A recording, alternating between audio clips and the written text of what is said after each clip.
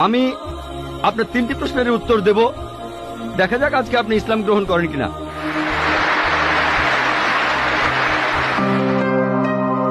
Good evening sir, আমি পেশায় একজন শিক্ষিকা। এছাড়াও আমি ইসলাম ও অন্যান্য ধর্ম নিয়ে রিসার্চ করি। আপনার নামটা কি জানতে পারি? আমি নীলিমা। আপনার লেকচারের জন্য অসংখ্য ধন্যবাদ। তবে আমি কিছু ব্যাপারে একটু জানতে চাই। যেমন আপনি ভবিষ্যৎ পুরাণের কথা বললেন, 3য় খণ্ডের 3য় অধ্যায় 5 থেকে 8 নম্বর শ্লোক। আমি আপনাকে আরেকটা ব্যাপার জানিয়ে রাখি যে হয়তো আপনিও এটা জানেন। ধরেন ঈশ্বর যে নবীকে পৃথিবীতে পাঠান, সেই নবী তার উদ্দেশ্যে বলা ভবিষ্যৎবাণীগুলো পূরণ করবেন। যদি সেই নবী অর্ধেক বা তার কম ভবিষ্যৎবাণী পূরণ করেন, তাহলে তাকে নবী বলা যাবে না। এটা একটা সাধারণ যুক্তির ব্যাপার। এবারে ভবিষ্য পুরাণার কথা বলি। আপনি সেই ম্লেচ্ছ নেতার কথা বললেন আর বললেন তিনি নবী মোহাম্মদ ছাড়া আর কেউ নন। আচ্ছা, আমি আপনার কথার প্রথম অংশটা মেনে নিচ্ছি, কিন্তু পরের অংশটা আপনি ব্যাখ্যা করে বলেননি। এখন আপনাকে বলি, ম্লেচ্ছ একটা সংস্কৃত শব্দ, আর সংস্কৃত ডিকশনারি অনুযায়ী ম্লেচ্ছ শব্দটার অর্থ অনার্য অথবা পাপী অথবা খারাপ লোক। ম্লেচ্ছ শব্দটার এই 3টা অর্থ হয়। তাহলে কি বলা যায় মোহাম্মদ ছিল পাপী অথবা খারাপ লোক? আরেকটা ব্যাপার হলো, এই ভবিষ্যৎবাণীর দ্বিতীয় শর্তটা, সেটা হলো তিনি একটা মরুস্থলে জন্মাবেন। মরুস্থল এর অর্থ মৃতদের স্থান, কারণ মরু শব্দটা এসেছে সংস্কৃত মৃ থেকে, যার অর্থ মৃত্যু। তাই এখানে অবশ্যই আরবের মরুভূমির কথা বলা হচ্ছে না, কারণ সেটা ছিল অনুর্বর ভূমি আর যুদ্ধক্ষেত্র। এরপরে আমি 3 নম্বর পয়েন্টে আসছি। এই ভবিষ্যৎবাণীতে বলা হয়েছে যে এই ম্লেচ্ছ নেতা তিনি গোসল করেন পঞ্চগাভিয়া আর গঙ্গা নদীতে। আর এটা আমরা সবাই জানি যে গঙ্গা নদী, এই নদীটা আরবে নয়, গঙ্গা নদী রয়েছে ইন্ডিয়ায়। এটা পৃথিবীর সবাই জানে। এবার পঞ্চগাভিয়ায় গোসল করা সম্পর্কে বলি। পঞ্চগাভিয়া মানে গরু থেকে উৎপন্ন 5টা উপাদান। এই উপাদানগুলো হলো দুধ, দই, ঘি, প্রস্রাব, গোবর। এখন ভবিষ্যৎবাণীটাকে সত্যি হতে গেলে এই কথাটাও তাহলে সত্যি হতে হবে। আপনি কি আমাকে পবিত্র কোরআনের এমন কোন আয়াত দেখাতে পারেন যেখানে বলা আছে যে মোহাম্মদ গোসল করেছিল গঙ্গার জলে বা সেই 5টা উপাদান দিয়ে, অর্থাৎ দুধ, দই, ঘি, প্রস্রাব আর গোবর? তাহলে আজকে ইসলাম গ্রহণ করব। Thank you sir. বোন, আপনি ঠিক বলেছেন যে ভবিষ্যৎবাণীর কথা বলা হচ্ছে, যদি তার অর্ধেকের বেশি পূরণ না হয় তাহলে ভবিষ্যৎবাণী ভুল। আমি একমত বোন, আপনার সঙ্গে একমত। আমি আপনার 3টি প্রশ্নের উত্তর দেব। দেখা যাক আজকে আপনি ইসলাম গ্রহণ করেন কিনা।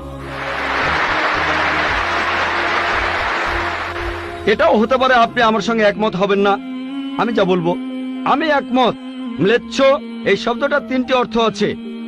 ম্লেচ্ছ এর একটা অর্থ হলো অনার্য অর্থাৎ বিদেশি, আরেকটা অর্থ হচ্ছে পাপী, আরেকটা অর্থ হলো খারাপ লোক। আর দেখবেন ইন্ডিয়ায় হিন্দুরা সাধারণত মুসলিমদের বলে থাকে ম্লেচ্ছ। তারা যখন এভাবে বলে তারা আসলে বোঝায় পাপী আর খারাপ লোক, কিন্তু এর আরেকটা অর্থ হলো বিদেশি। যখন আমি লেকচারে কোনো ধর্মগ্রন্থ থেকে উদ্ধৃতি দেই, সেখানে একটা শব্দের যদি অনেক অর্থ হয়, ব্যাপারটা এমন না ধরেন শব্দটার 4টা অর্থ আছে, তার মধ্যে 3টা অর্থ এখানে খাটে না, মাত্র একটা ঠিক হলেও অর্থ সঠিক হতে পারে। যেমন ধরেন কোরআন বলছে তোমরা শূকর খেও না। আজকে যদি ডিকশনারি খোলেন, এই শূকর শব্দটার একটা অর্থ হলো পুলিশ অর্থাৎ পুলিশ অফিসার, তাহলে একটা অর্থ শূকর, আরেকটা অর্থ পুলিশ অফিসার। তবে কোরআন বাইবেল এটা বোঝায়নি। বাইবেলে বুক অব লেভিটিকাস 11 অধ্যায় 7 থেকে 8 অনুচ্ছেদে আছে, বুক অব ডিউটেরোনমি 14 অধ্যায়ের 8 অনুচ্ছেদে আছে, বুক অব আইজায়া 65 অধ্যায়ের 2 থেকে 5 অনুচ্ছেদে আছে, বলা হয়েছে তোমরা শূকর খেও না, কিন্তু পুলিশকে বোঝায়নি বাইবেল।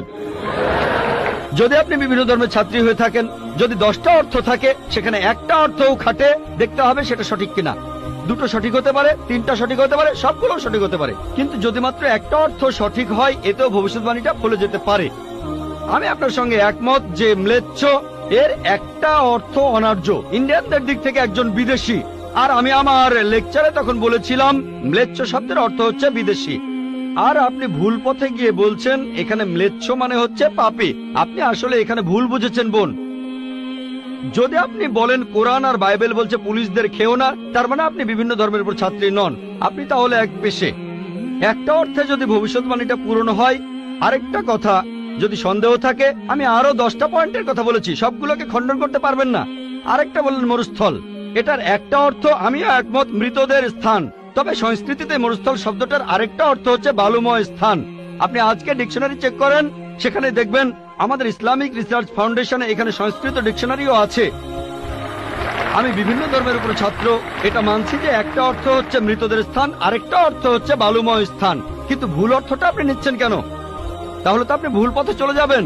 যদি পারমুটেশন আর কম্বিনেশন গুলো দেখেন, অন্য যে পয়েন্টগুলো বলেছি সেগুলো পুরোপুরি সঠিক। এখানে আপনাকে সঠিক উত্তরটা বেছে নিতে হবে। তাহলে মরুস্থল শব্দটার একটা অর্থ হলো বালুময় স্থান বা মরুভূমি। আপনার তৃতীয় প্রশ্নতে আসি, আপনি ইসলাম গ্রহণ করবেন ইনশাল্লাহ।